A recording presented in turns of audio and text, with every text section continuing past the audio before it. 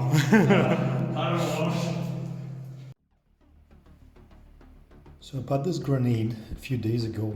It comes in a metal tube with a plastic covers that are sealed, like watertight seal, so you can store your grenade here, not be afraid of the moisture getting in or whatever other stuff you want to store here. So the grenade is pretty heavy. It's over 700 grams. It comes with the locking pin for prevention of accidental detonation, manual, and a sticker that is to go on top of this grenade. Now if you are to put the sticker, you want to align this boom rating next to the symbol here. I think it's a branding of brand of the grenade, Saigo Defense. So it comes with three different stickers. Depends on which one you purchase: pink, red, and yellow. I got the yellow one just because I like my stuff to be visible if it's thrown somewhere, so it's easy to find. But I never actually would plan to use this because I'm not sure if it's durable. Typically I would put electrical tape around of some bright color to assist me in finding the grenade. Anyway, let's talk about the grenade itself. So first things first, this grenade, it's impact grenade. It detonates once it hits some hard surface, so you need to make sure you throw it somewhere that it's going to trigger the striking mechanism. This grenade functions on 9mm using 9mm cartridges. So the way you install them, you have to remove this piece here. It's unscrewed on the long bolt. So this piece alone, I feel it's like about 100 grams in weight, judging by the feel of it. Now there's a drum here. So into this drum you insert 6 cartridges. So it's a multi-reloadable grenade or whatever it's called. Here you got the holes for gases to escape, and you got the numbers, so you know which one you detonated and you switch to the next one. Also, it's got these 2 pins here that are supposed to be locking this thing tight in here, and every time you rotate, it's supposed to click. Now, when this grenade came to me, these pins, and they're still lowered, like they're almost flat. One was sticking out a little bit. It's just, I'm not sure, it's slightly moving there. So anyway, it's supposed to lock the mechanism in place, but it's not locking it. And to fix this, I have to purchase a long flat screwdriver, which is another thing that surprised me in this design. Why would you ever use flat screws for any adjustments if most of the airsoft equipment and guns, everything uses hex or some other, or torque in some rare cases.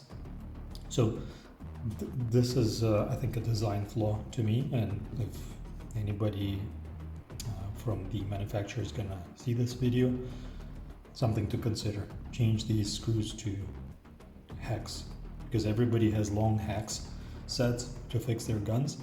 Nobody carries flat tiny screwdrivers unless there's certain purpose why they keep them. So anyway, that's one thing that I don't like about this grenade, and this is turn away factor for me. Little pieces that require proprietary tools to maintain.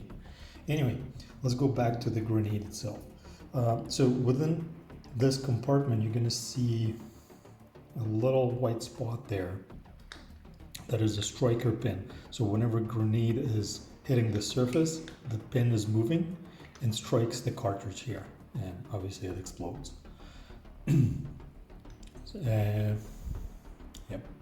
So let's move to the next piece, how it actually works. I kind of like the mechanism, how they designed it, because it doesn't matter how a grenade is going to land, it's going to detonate. Whether it lands like this, and with the gravity it's going to press, it's going to strike the cartridge. If it lands like this, it's going to strike the cartridge. And if it lands sideways, The thing is, this piece here is pretty damn heavy, and with the gravity is gonna push it very fast towards the bottom, and due to its angle, it's gonna push this striker pin. So you can't see it in the video, but it's slightly exposed there. So it comes out and strikes the cartridge, right? Now, the way it works on the inside here, let's take this apart.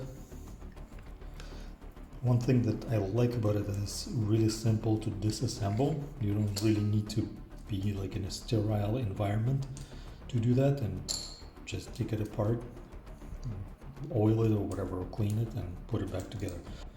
Now, this plate comes out here, and you can see it has a cavity here. That cavity is to set the spring in.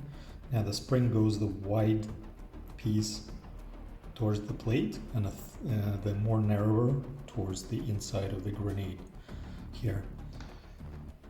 And if we look inside, it's just comprised of a bolt. Let me see if I can put some light in there. Yeah. So there's a bolt there and a hole for striker pin to come out, and it's all welded. Let's go back and assemble this thing. Oops. It's a little tricky here because you need to align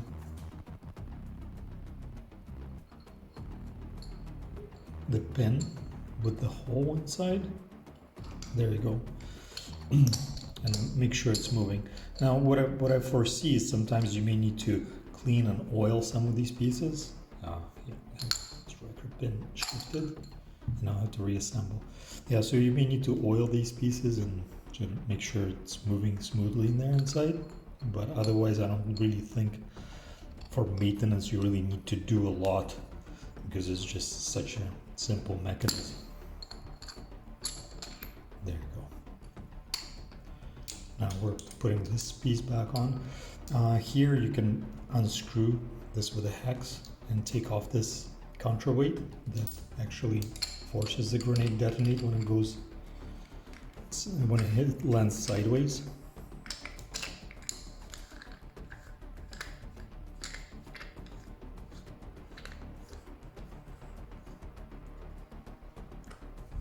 Okay, back in, functions smoothly.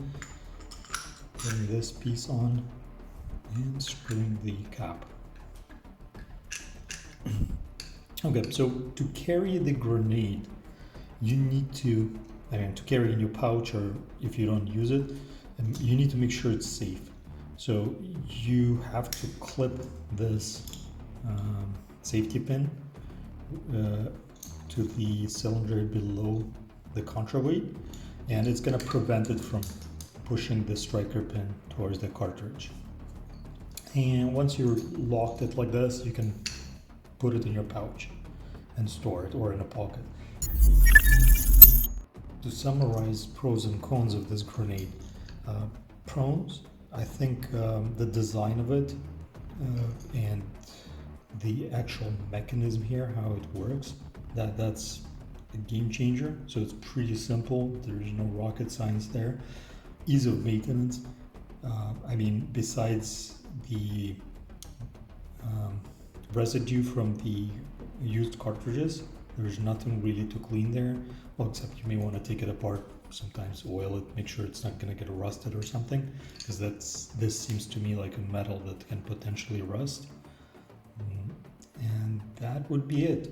Now for the cones, the price I believe is a little too high, 125 euros, depends on where you're buying it, plus shipping, of course. If you're shipping it to Canada, it's going to be even more expensive, because it's going to be like almost a kilo parcel. Now the other con that I see here is this dial.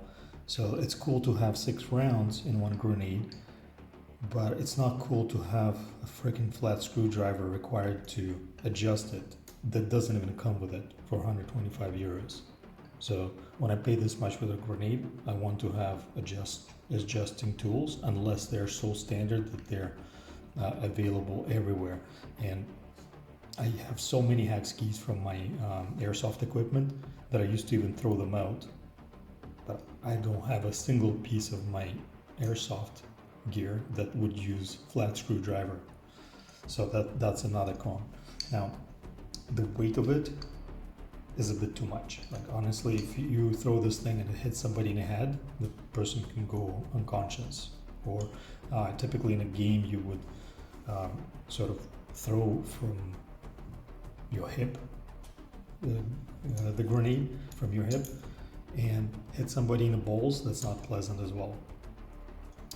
So yeah, this is, the weight of it is a little bit questionable whether it's going way above what I would want to bring with me.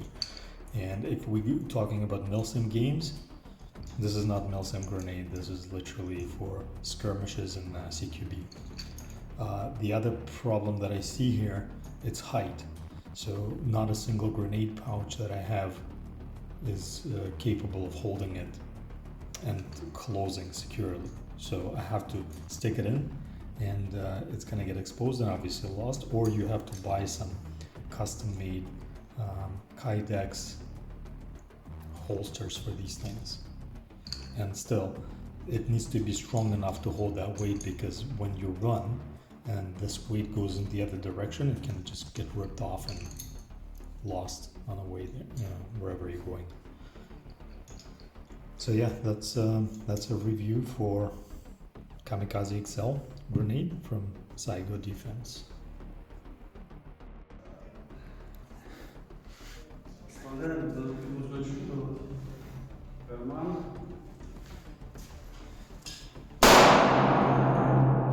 Ну, нормально. Wow. Хорош. Пошел.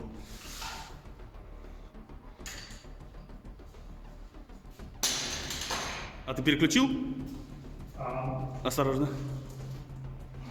Блин.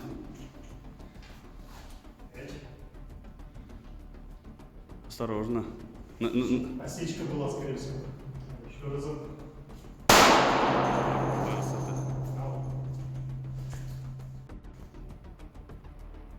Ну то есть по нему просто не ударило, получается. То есть можно попробовать еще раз его бахнуть. Да, сейчас Чуть сильнее надо немножко.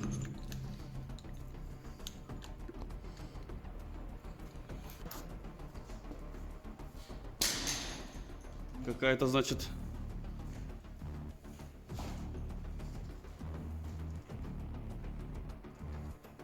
Раскручивается. Блин, от удара просто, да? Интересно, можно что-то с этим сделать? Опять number 5. Значит, удар должен быть посильнее, получается. Да, закручивать надо все время. Она, видать, соскакивает.